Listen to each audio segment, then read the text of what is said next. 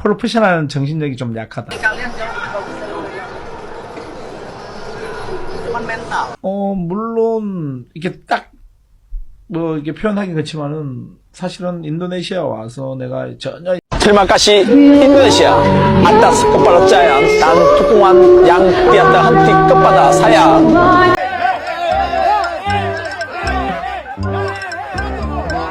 Apakah saya puas dengan Coach Sintayong? Puas.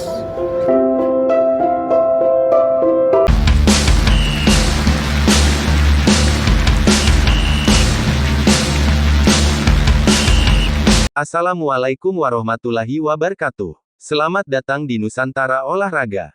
Di sini kami akan berbagi berita seputar tentang sepak bola. Yuk kita tonton sampai selesai video-videonya biar tidak salah paham ya. Yang ditunggu Sintayong akhirnya kejadian juga, Timnas Indonesia segera. Semoga dengan berita ini kita terhibur. Tapi jangan lupa subscribe dan like channel ini, supaya tidak ketinggalan berita sepak bola terbaru dari Nusantara Olahraga. Kami dari channel Nusantara Olahraga minta maaf apabila berita ini ada kesalahan dan kehilafan atau tidak sama dengan fakta. Terima kasih telah menonton video ini. Saran dan kritikan Anda saya tunggu di kolom komentar. Selamat menyaksikan. Yang ditunggu Sintayong akhirnya kejadian juga, Timnas Indonesia segera. Sesuatu yang ditunggu Sintayong akhirnya akan terjadi kepada Timnas Indonesia dalam waktu dekat ini. Skuad Garuda telah menjalani 5 tahun bersama sang pelatih Korea Selatan, yang ditunjuk sebagai pelatih Timnas Indonesia pada akhir 2019 lalu. Pause next mute current time pukul 0.21, duration pukul 2:07 loaded, 59,80% full screen. Namun demikian, PSSI memutuskan kerjasama dengan Sintayong pada bulan Januari tahun 2025 lalu, terlepas dari kontribusinya Sintayong ketika menangani Timnas Indonesia. Sumber, AFC, STY telah berhasil membangun skuad Timnas Indonesia hingga mampu mendekati putaran final Piala Dunia 2026.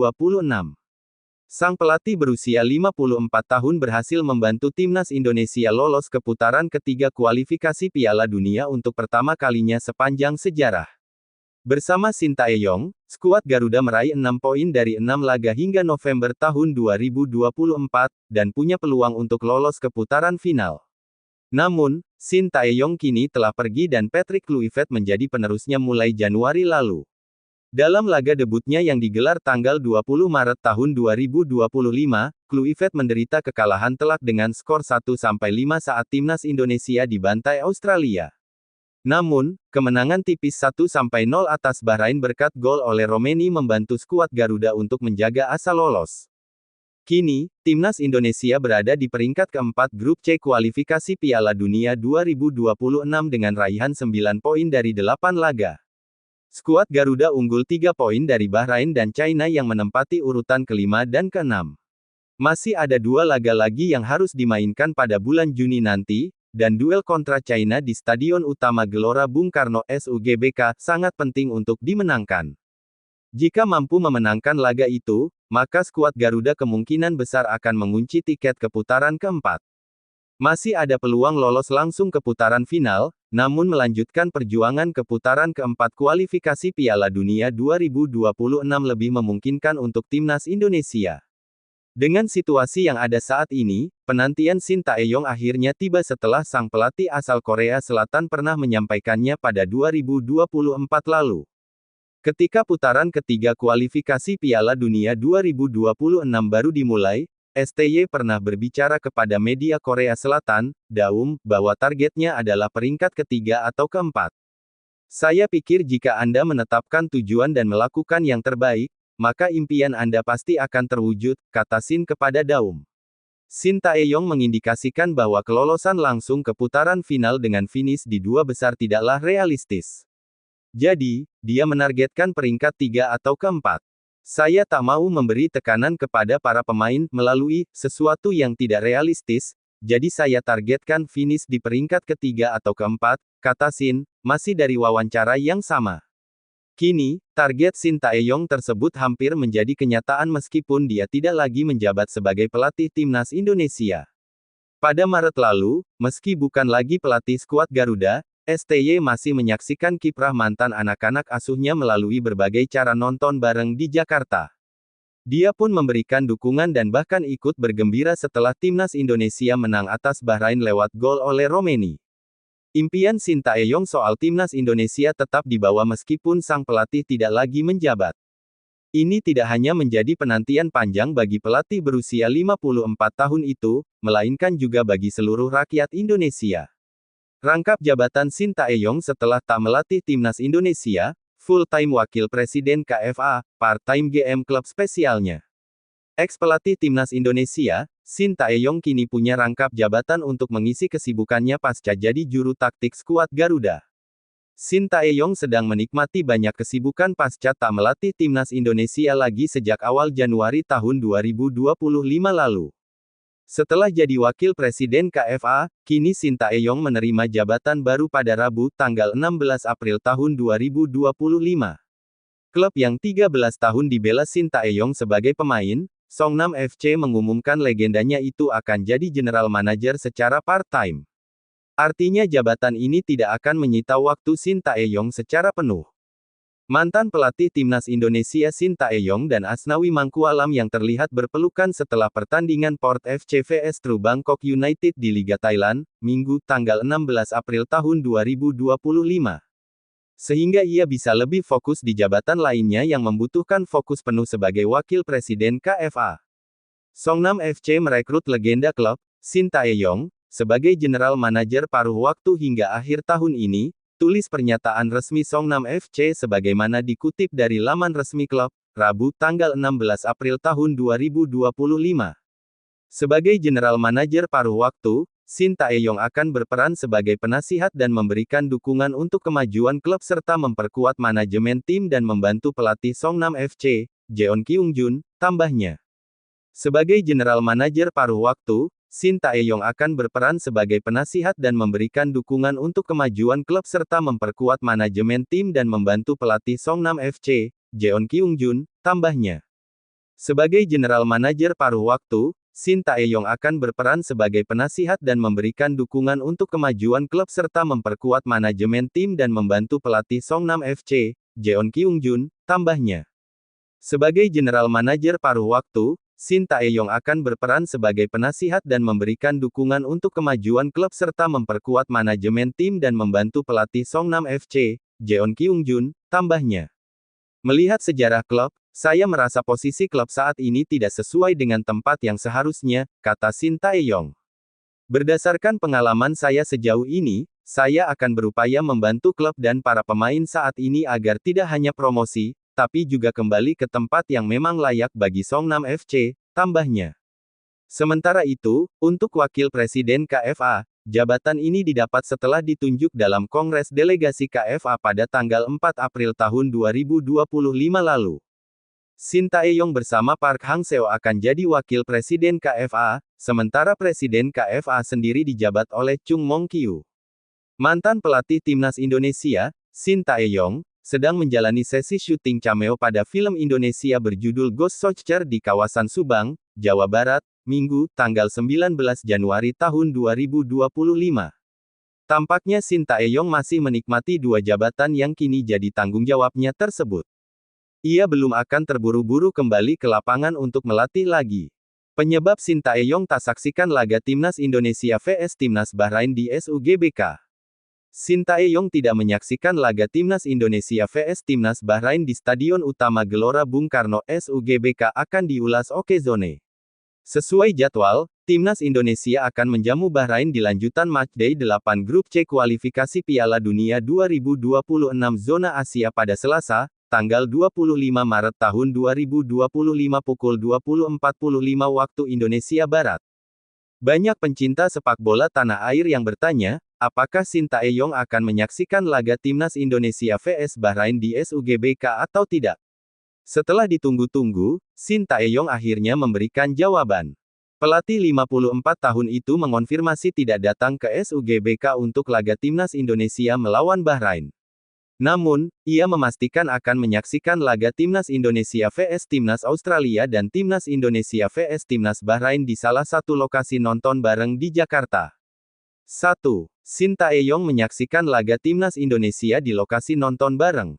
Halo para penggemar sepak bola Indonesia, apa kabar? Saya sendiri dalam keadaan baik. Secara spesial saya ingin menonton pertandingan timnas Indonesia bersama penggemar, kata Sintayong. Okezone mengutip dari akun Instagram @sintayong7777. Acara ini diadakan di Plus 62 Coffee pada 20 dan tanggal 25 Maret tahun 2025. Sampai jumpa di hari itu. Salam Garuda, tegas pelatih asal Korea Selatan.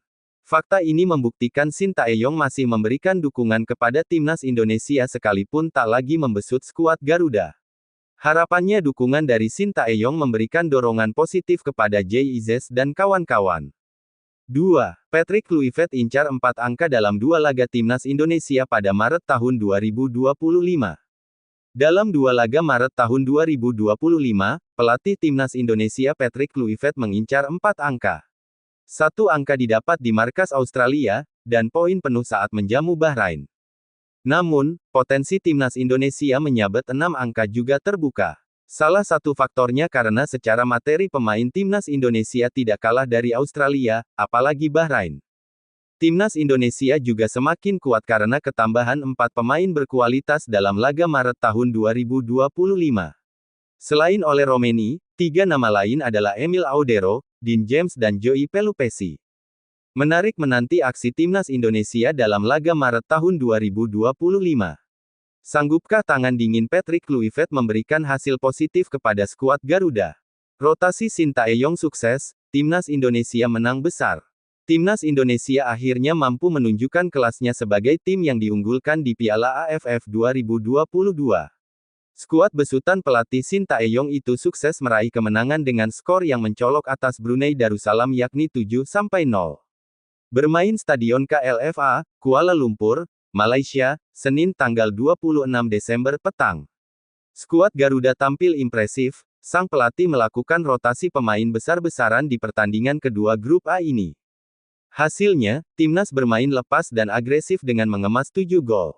Ketujuh gol itu dicetak oleh 7 pemain berbeda pula. Di antaranya, Syahrian Abimanyu 20, Dendi Sulistiawan 41, Egy Maulana Fikri 59, Ilyas Pasojevic 60, Ramadan Sananta 68, Mark Klok 86, dan Yakob Sayuri 90+2.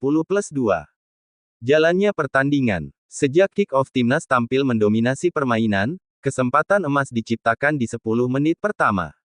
Salah satunya lewat akselerasi dari Egy Maulana Fikri, dia meliuk-liuk melewati beberapa pemain bertahan lawan dan dilanjutkan dengan sepakan mendatar. Sayang bola masih melebar. Brunei mendapat kesempatan lewat bola mati menit ke-17. Sepakannya terarah tapi masih bisa diamankan Nadeo. Gol yang ditunggu hadir di menit ke-20. Ilyas Pasojevic memberikan umpan mendatar dan diteruskan dengan sempurna oleh Syahrian Abimanyu. Sepakannya meluncur deras ke gawang Brunei, 1-0 untuk Indonesia. Petaka untuk Brunei, menit ke-39 mereka harus bermain dengan 10 orang menyusul kartu merah yang diberikan wasit kepada Ali Nur Rahimi usai melanggar Sadil Ramdhani. Unggul jumlah pemain membuat permainan Indonesia makin impresif. Menit ke-41 mereka menambah keunggulan kali ini melalui Dendi Sulistiawan memanfaatkan kemelut di depan gawang. Skor 2-0 bertahan hingga turun minum. Usai jeda pertandingan, Indonesia makin ganas. Mereka menambah keunggulan menit ke-59 melalui Egy Maulana Fikri. Dia meneruskan umpan lambung terukur yang tak mampu diantisipasi kiper lawan. Tidak butuh waktu lama, semenit berselang giliran Spasojevic yang mencetak gol. Umpan Asnawi Mangkualam diteruskan dengan backheel cantik. Brunei makin kedodoran. Pertahanannya sangat mudah dibombardir Indonesia. Benar saja, menit ke-69 Indonesia menambah derita Brunei. Adalah Ramadan Samanta yang namanya tercatat di papan skor. Skuad Garuda tidak menurunkan serangan.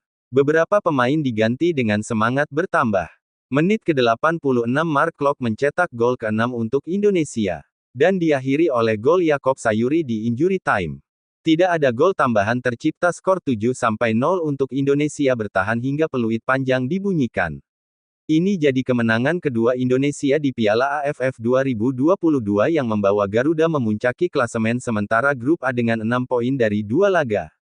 Merasa terus difitnah, Shin Tae-yong marah dan pertanyakan tujuan pihak-pihak yang menyerangnya. Mantan pelatih timnas Indonesia, Shin Tae-yong, marah dan pertanyakan tujuan dari pihak atau orang-orang yang terus menyerangnya.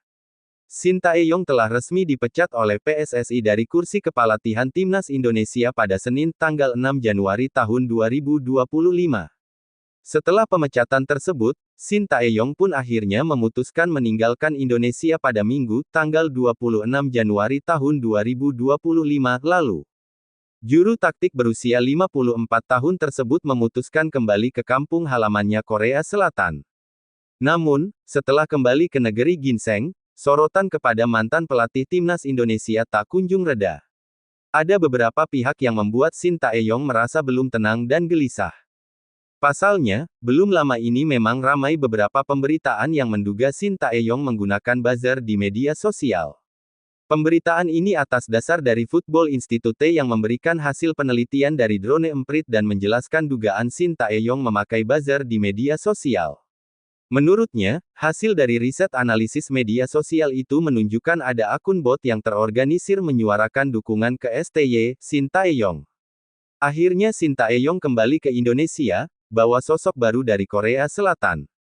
Pelatih timnas Indonesia Shin Tae-yong telah kembali ke tanah air dari kampung halamannya, Korea Selatan. Setelah menjalani operasi akibat pleuritis di Korea Selatan, Shin Tae-yong akhirnya kembali ke Indonesia pada Minggu, tanggal 11 Agustus tahun 2024. Shin telah merampungkan liburannya setelah membawa timnas Indonesia ke putaran ketiga kualifikasi Piala Dunia 2026 zona Asia. Pelatih 53 tahun itu pun pulang ke Korea Selatan pada Juni lalu setelah timnas Indonesia menang 2-0 atas Filipina. Di Korea Selatan, Shin harus menjalani operasi setelah kondisi kesehatannya menurun akibat radang paru-paru. Setelah hampir 2 bulan beristirahat memulihkan kondisi, Shin akhirnya kembali ke Indonesia pada Minggu malam. Hal itu diketahui dari unggahan Instagram Jong Seok-seo, penerjemah Shin Tae-yong di timnas Indonesia. JJ, sapaan Jong, mengunggah foto Shin Tae-yong bersama staf pelatih timnas Indonesia. Comeback kembali, tulis JJ dalam caption unggahannya. Yang menarik, ada sosok baru yang bawa Shin dari Korea Selatan. Dia adalah Yeom Ki-hun, mantan pelatih Suwon Samsung Blue Wings.